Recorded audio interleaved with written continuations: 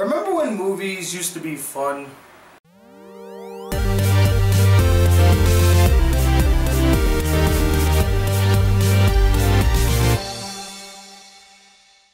Hey guys, the Black Critic Guy, and I'm here today to review the film Tomb Raider. So Tomb Raider is a video game movie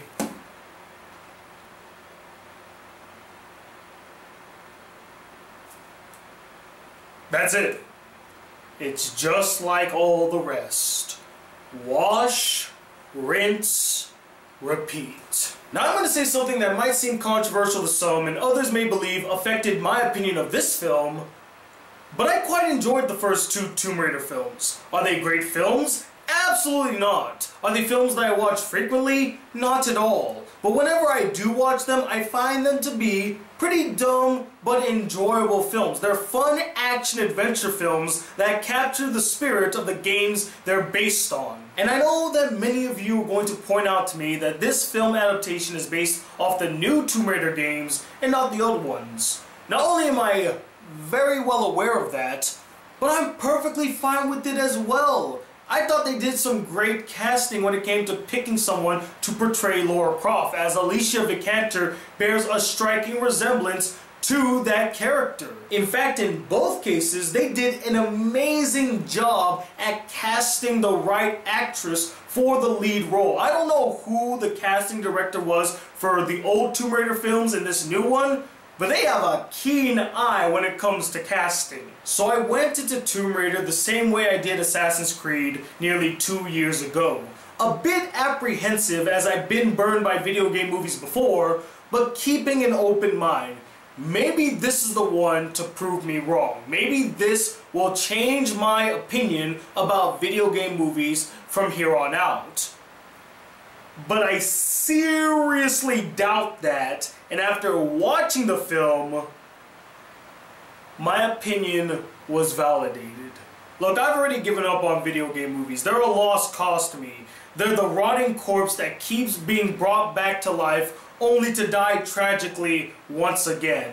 And Tomb Raider is another fine example of it. As again, it's not god-awful, it's not good, it's just mediocre and forgettable. But what did I like about the film?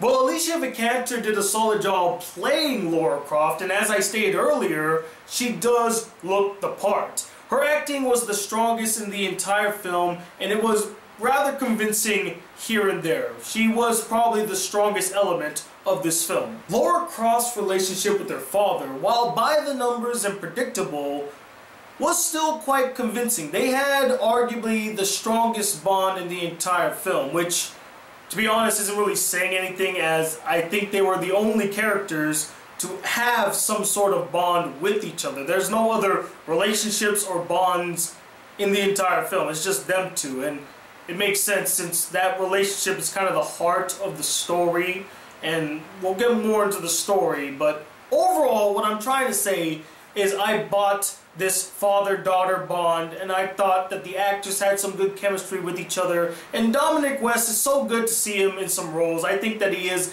a highly underrated actor. He's really good. In this film, he does an adequate job. I can't say he does a great job, but he does an adequate job with this performance. And finally, the actual tomb raiding scene was quite fun to watch. In fact, that's the most fun I had in this entire film. It was exactly what I was looking forward to. I'm glad that I saw it. Although you had to slog through an hour and a half just to get there. And with that said, let's address the problems with Tomb Raider. Really, all the problems I have with Tomb Raider are the exact same problems I had with Assassin's Creed. Weak, unlikable characters with little to no development, a sorry excuse for a villain, a lackluster, uneventful story, piss-poor visual effects, and awful action sequences with sporadic ADHD editing and so much freaking shaking cam. I mean, seriously, I keep asking this question whenever shitty action scenes pop up, but it's a question that needs to be asked constantly. is it too much to ask for some fucking fluidity with your action sequences so that they don't look like jumbled messes because you constantly keep cutting from shot to shot just to hide the fact that you have some awful action choreography? You do realize that cutting constantly in an action sequence does not heighten the intensity of the fight. In fact, it detracts from it because you barely get any sort of bearing as to what is happening, what's transpiring, and worst of all, it's just fucking annoying. I seriously didn't care about any of the characters in this film. And that's mainly due to the fact that they're not given a lot of development to them to make them feel like three-dimensional characters. They all feel very stark and two-dimensional. Like there's a piece of them that's just missing to make them enticing characters. The worst of them all, in my opinion, is the main character, Lara Croft, as she's missing a sort of likability and charm that the character has been known for. In this version, she just seems like generic badass female character. In fact, the whole film, you could have changed the title of this film from Tomb Raider to Generic Badass Female Action Movie. That's really what it is. Because they only raid one tomb and it's near the end of the film. Most of the film is just about Lara Croft being a badass, surviving on this island against all these foes and, you know, just kicking ass and taking names. That's basically what most of the film is. It's barely about tomb raiding. But back to Lara Croft. What about the character truly stands out about her besides the fact that she's badass?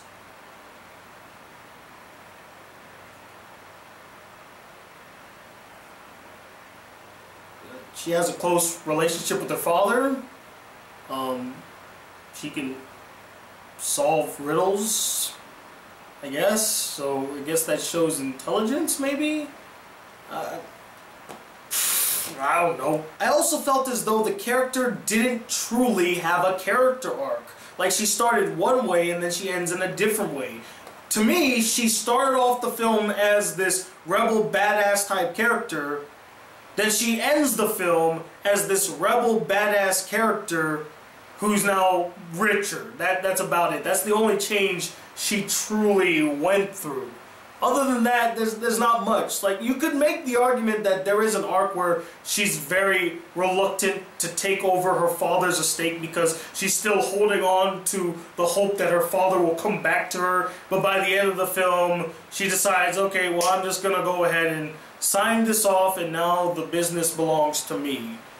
You could make an argument that that's her arc, but I don't see it as her arc, because that's not even the main focus of the character. It's not really about her accepting her role as the head of the Croft family business. It was about her trying to find her father. That's the crux of the story. Where's the arc, though? And my god, the guy she teams up with in the film, not only was the actor's performance unconvincing and is quite possibly the worst performance in the entire film, but he's the pure definition of pointless. This character serves nothing to the plot besides getting this character from point A to point B. That's it. Honestly, he could have been replaced with anybody and I wouldn't have noticed. Because that's how forgettable and bland of a character is. He's given no arc, he's given no sort of personality outside of being a drunk, I guess. And he has no relationship with Lara. In fact, I was scratching my head when by the end of the film, he has this sort of unspoken loyalty to Lara to the point where he decides to wait for her, even though he can clearly leave the island right now. Or, well, I guess he couldn't clearly leave the island, but he could have, like, made his way off the island, but he's like, no, I'm gonna stay here for Lara because she means that much to me. We have a strong bond. Didn't you see it throughout the entire film? We connected. We had that one scene where, hey, at least we're still alive. No shit. That right there, that proves that we have a strong bond right there. And speaking of unearned loyalty, the prisoners, after being freed and all, decide that they're going to stick with Mr. Pointless because his father helped them all out at one point. Now, I can hear many of you saying, well, there you go, then it wasn't for nothing. They're helping him because his father did something for them. But one throwaway line does not make a convincing reason for why all of a sudden these guys are like, yeah, we're with you, man, to the very end. If these guys had the chance to escape, I'm pretty sure many of them would have took it. Because they really don't build any sort of loyalty with Mr. Pointless and all of these other prisoners. Now, there was like a solid scene, just one scene where you see Mr. Pointless talking to the prisoners and they share stories about what his father did for all of them, like each of them. Then maybe I could have been like, you know what, this is earned. But it's not earned.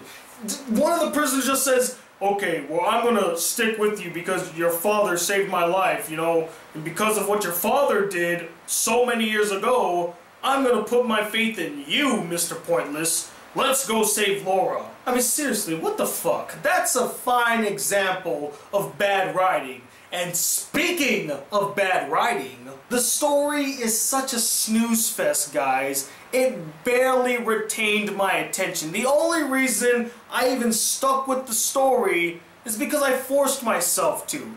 Not because the story was that enticing and engaging. If anything, it was boring! And my fucking lord, was the story so bleak and dour. It lacked any sort of excitement, fun, or levity. Because, you know, that's exactly how I want to feel when I watch an action-adventure film. I want to feel depressed. I want to feel let down. I want to be placed in a bad mood. That's why I go to see action-adventure films, just to feel awful. When your action-adventure story fails to capture the spirit and the essence that drives an action-adventure story, you, sir, have failed. The main villain here is awful, plain and simple.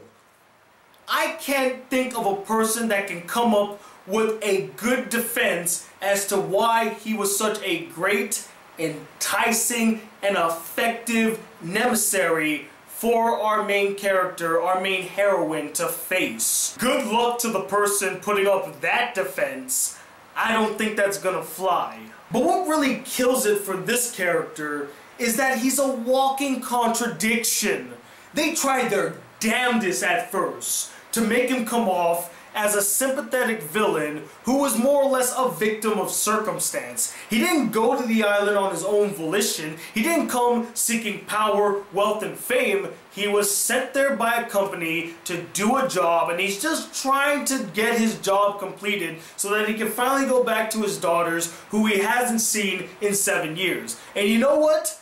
That might have worked. In fact, it could have been this whole theme where you have parents who are separated from their kids because they're doing some type of job, doing some type of mission. That could have been an overlying theme throughout the film, and I would have been okay with that. But a few scenes later, you see him mercilessly gun down a guy and be completely unfazed by his actions, making him seem kind of ruthless and cold-blooded.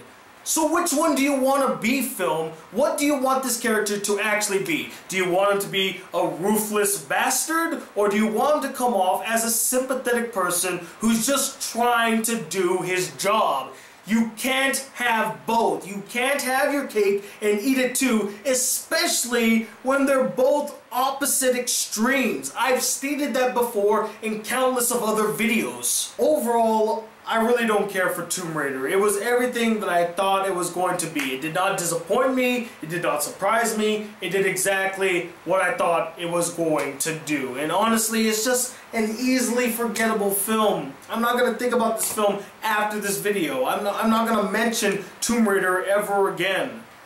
Many people were saying that this was the saving grace for video game films, but I sorely disagree. If anything, it's just towing the party line. But as always, guys, I'm not the end-all be-all opinion when it comes to Tomb Raider. I would love to know what you guys thought of the film as well. Do you love it to death? Do you think that it is the saving grace of video game movies?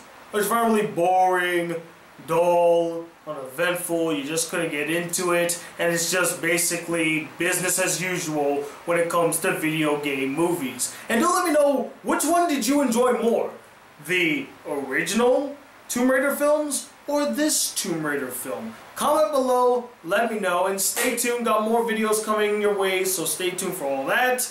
Blah blah blah, same old stuff. I want to take this time to personally thank all the patrons who have generously donated to my Patreon account. It's because of people like you that I'm able to make videos like this. And if you'd like to support the Black Critic Guy just a smidge more, consider donating to my Patreon account. There's a link in the description. And finally, if you'd like to see more videos on this channel, be a part of the Black Critic crew, please hit that subscribe button below, hit that bell notification so you don't miss out on the latest BCG videos. Like this video if you really enjoyed it. And I'm Tony II, who's just so fucking exhausted of these terrible video game movies as the Black Critic Guy. Till then, peace, YouTube. I woke up in Chris Brown's body. So how this shit turned into Freaky Friday.